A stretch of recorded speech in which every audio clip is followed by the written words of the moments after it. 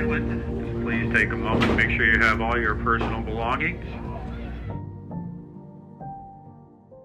To me, Angel Island is like the heartbeat of where my family experience started. My grandmother at 19 years old came in through Angel Island. My great-grandfather was detained at Angel Island. The oldest aunt in my family, she told me, oh, he was there a long time, but he was great when he got out.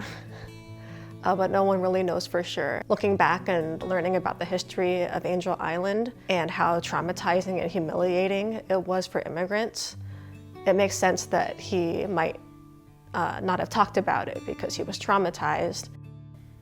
Angel Island served as an immigration station and detention center from 1910 to 1940.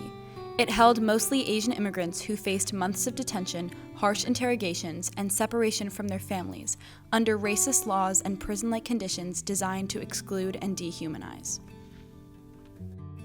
There are these poems etched with blood and sweat and tears into the walls, and they represent universal kind of cry for kind of being free, basically. What drew me to the stories was the human cost of what happens when you demonize a particular group of people. The importance of Angel Island for me is that as an Asian American, this is a huge part of my community's history, right?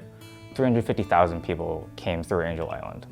The vast majority of them are Chinese, Japanese, South Asian, Korean. The odds are that you know somebody who is connected to this place is very high. Angel Island Immigration Station Foundation is the primary nonprofit partner of the Angel Island Immigration Station on Angel Island State Park. The primary purpose of the foundation is to spread word about the immigration station and to increase compassion, empathy, and understanding for all immigrant communities, both past and present. I've been hearing about crises in the humanities since I was in the humanities. But early on it was about the lack of majors, fewer majors going to the humanities. Now it's all about funding, and it's as bad as I've ever seen it.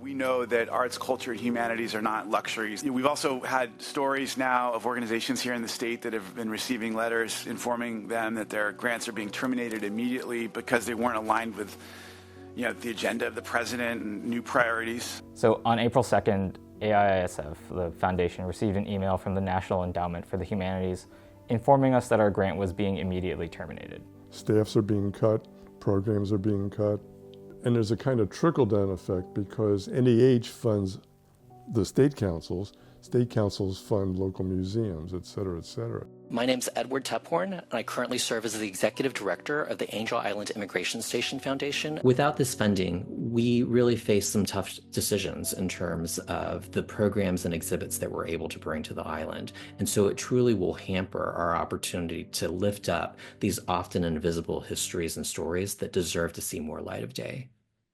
I would say that cultural institutions are in a big state of emergency. I think red lights are flashing in a way I've never seen before. This is a deliberate, calculated attempt to eliminate and censor and erase us and our narratives. If somehow, I really hope not, these places would be closed, I think that would be devastating, not only to me and to my family and to descendants, but to everybody. People need to have a sense of belonging to something, and if they don't have that, you have a lot of traumatized people.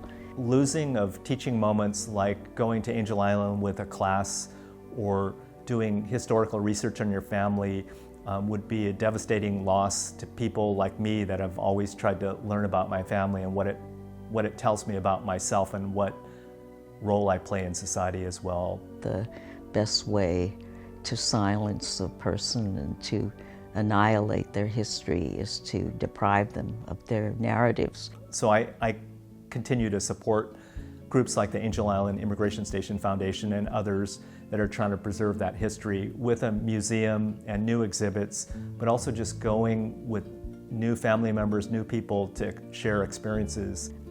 I don't think we can preserve our democracy unless we acknowledge everyone's part in it. If you care about the health of your culture, which is the health of your community, if you care about democracy, then I think supporting the humanities is a no-brainer. Because countries and communities not only have an exterior, they have a soul, and that soul has to be fed. And I think the humanities, the arts and humanities, feed that soul. One of the poems on the wall ends, "America has power, but not justice." Without funding, how are these stories going to be told?